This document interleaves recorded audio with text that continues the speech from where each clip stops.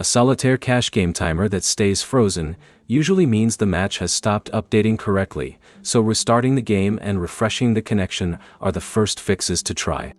By the end, you'll know how to reset the timer, check whether the problem is your connection, and determine whether the issue affects one game or solitaire cache itself.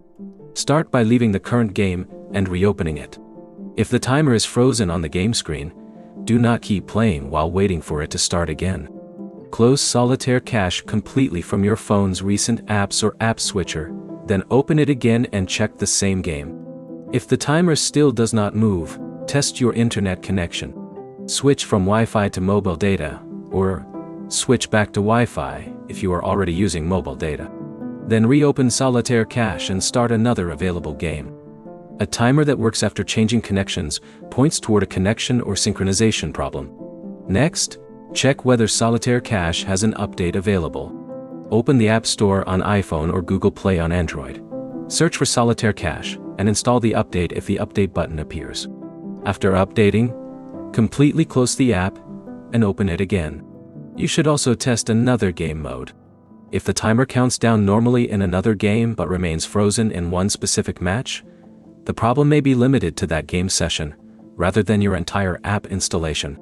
On Android, clearing the app cache can remove temporary data that may be interfering with the game screen. Open Settings, select Apps, choose Solitaire cache, then open Storage and clear the cache. Reopen the app and test the timer again.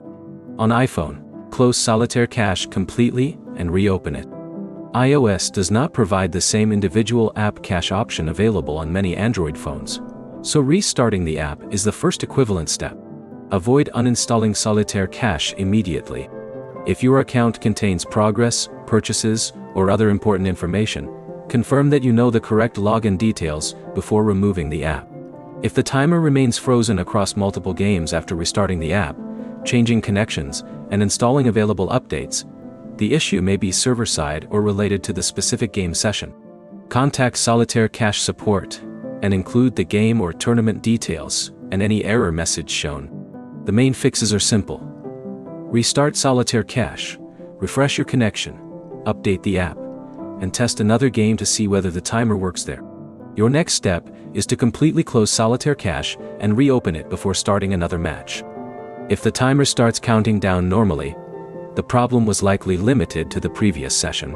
If this fixed it, like the video and subscribe for more Solitaire cache fixes.